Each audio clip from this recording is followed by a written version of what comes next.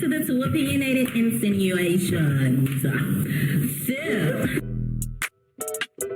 hey y'all, welcome back to the channel. Yes, honey. We got to encourage one another to keep moving forward. Do not dwell on the negativity. And you're going to have a good day today, honey. Today is going to be a joyous day. And this is period. Who the fuck? Yes, honey. Get into it. I know you're like, hey. I know you fucking lying. Okay, then.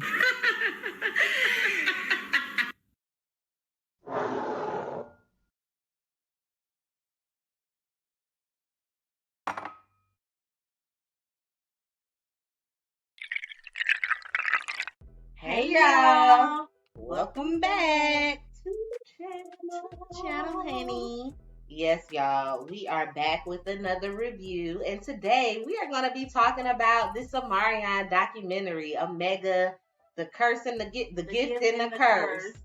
Yes, y'all. Have y'all decided to check that out? Y'all know he had us waiting forever trying to build up suspense that I fucking forgot. Mm-hmm. But it started, so we finna get into it. And let's do just that. Yes, y'all. Let's talk about it. All right, first episode. And if y'all want to catch this, it's on. What is it on? I know I watched it on Philo. So if you got a Philo subscription, they offering a 7-day trial, but that shit's $25 a month. I think it's on WeTV. WeTV or BET, either one of them. On demand too. But you can catch the review right here. Okay. All right, man. Keeping it short and simple, y'all. Of course, it starts out. They are talking about the start of getting B2K back together. And at the start of that, they was talking about, okay, is Omarion going to sign? You know, is he going to sign in on his contract to do this tour? Well, he decides that he's going to sign first. He waited 4 months, then decided that he wanted out when nobody else had to sign yet. He was like, okay, I guess they wait too long. I ain't got time for this, whatever. Well, J Boog was saying, well, he wanted to talk to Omarion prior to signing because they had not spoken in however many years. Supposedly they ended off on good, bearings or whatever. So he just wanted to check in and make sure everything was straight. Well, Omarion's management team is asking for this outrageous amount of money, whether it was $50,000 or $20,000.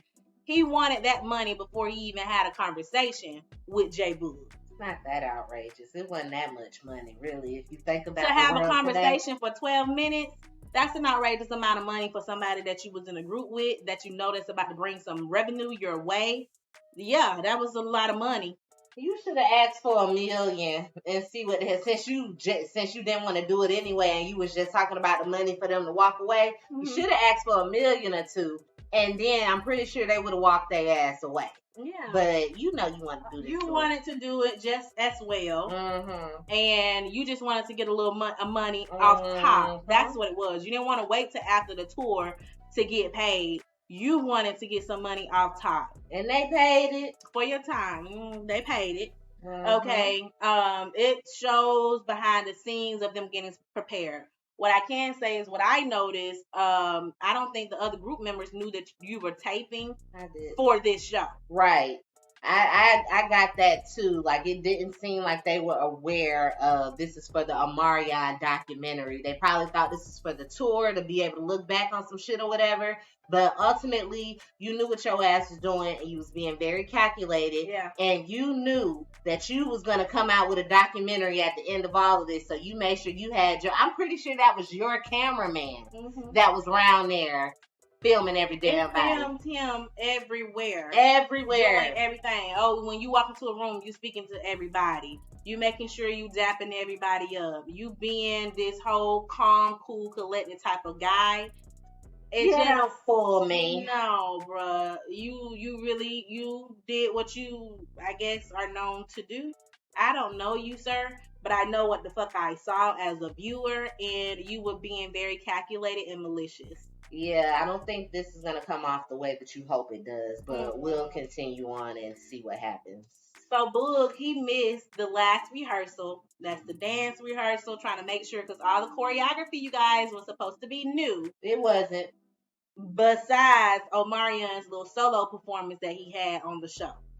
Now, they were still doing dance moves from his videos from back when he had that album. Mm-hmm. But as far as B2K's choreography, it was all supposed to be new, revamped, or whatever. It wasn't. Boog wasn't there. He wasn't. And yeah, it doesn't seem like it stopped the show. Yeah, like they were still there to do what they needed to do.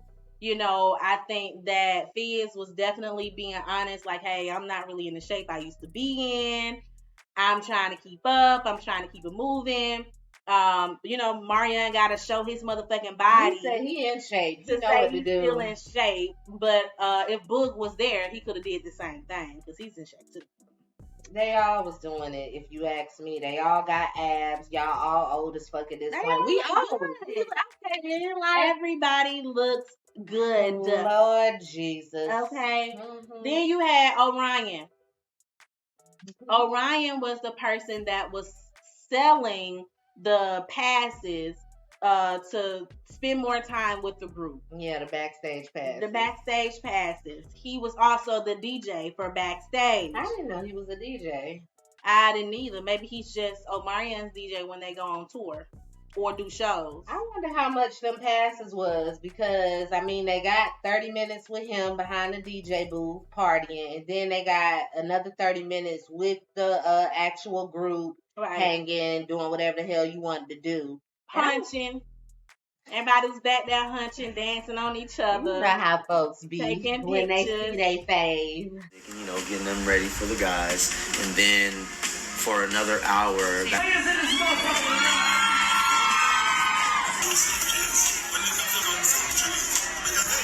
Yeah. So I wonder how much that was, because I know Chris Brown for $1,000 he wasn't offering that, and you my fave, so I'm gonna need you to come with something better, Chris. Just putting it out there. Okay. And it showed getting his little solo time on the stage, doing his Omarion stuff. He brought out the girl from the Touch video. The actual video. Danielle, y'all know her. Y'all know her when y'all see her. She was dancing for Beyonce for a little bit. I remember her from the Checkup video. She was definitely one of those dance girls back in the early 2000s. Mm-hmm. He brought her out on stage during his time as well. Mm-hmm. And then at the end of the episode, we get to see Raz getting upset about something that happened between him, J Boog, and some guy named Demir, where basically he pulled out of the tour. You guys saw this all over social media back when the tour had started. It was like weeks in, and he decided that he no longer wanted to be a part of it. He was like, oh, Boog trying to fight me. And Omarion is like, bro, get your ass back here. I didn't like that. I didn't like that shit at all. Right. Who? He grown. Now, he had some points, like, you're not going to have us wasting our time. You need to go ahead and come back. Like, this needs to be a conversation before you decide to go on live or wherever and tell everybody that, no, I'm out of it. And then you're affecting our money, because people want to see all 4 members, not just 3 or whatever the situation is. So he had points. Yeah. It was the delivery. You tried too hard, and I felt like you did that because you knew that you was going to have a documentary coming out. And you wanted to show yourself, or however the fuck you wanted to show yourself. I didn't like that. You could have talked to him a whole lot better, because clearly, based off of that conversation, I could tell how Razby is as a person. We already knew he was sensitive. We already knew he was sensitive, but he backed down. So like he cowered so damn easily. And for you, I felt like you took advantage of that situation. You took advantage of him in that situation, talking to him like that for fucking camera views, because he was not combative at all. He said, from the get, when you first told him to come back, that he was coming back. You didn't have to say it multiple times the way that you said it. Get your ass back. I didn't like that shit. You better do better. Get your ass back here. I love you, bro. That shit ain't It's like, no, it's not. And because you know this man's character, you decided to try and punk him. And that shit didn't go over well with the viewer, I as one. And I think you could have just said, hey, let's come back here. Let's have a conversation about it face to face. Let's talk it out and see what we can do to make it to where you feel safe on this tour, and know that nobody's gonna touch you or whatever. We here to do a show. We here about business, and I'm sure Boog wasn't trying to mess up the bag either. So yeah, I think you could have delivered it a whole lot better instead of trying to do too much for the cameras. You and your messy ass motherfucking management. I don't know where I seen that lady before, but I done seen her before back in the day when they was doing a whole lot of the Diddy shit, and she was on something before. Oh, you a handler. Yeah, I didn't like that. I didn't like it. She's like, oh, Marion's right here. He wants to talk to you. Bitch. Y'all could have had that conversation off camera. That part. Could have definitely had that conversation off camera. That we did not need to see that. Why? Because we didn't find out why he still felt like it. So it's not like we learned any new information from that exchange. We did not need to see that. Yeah.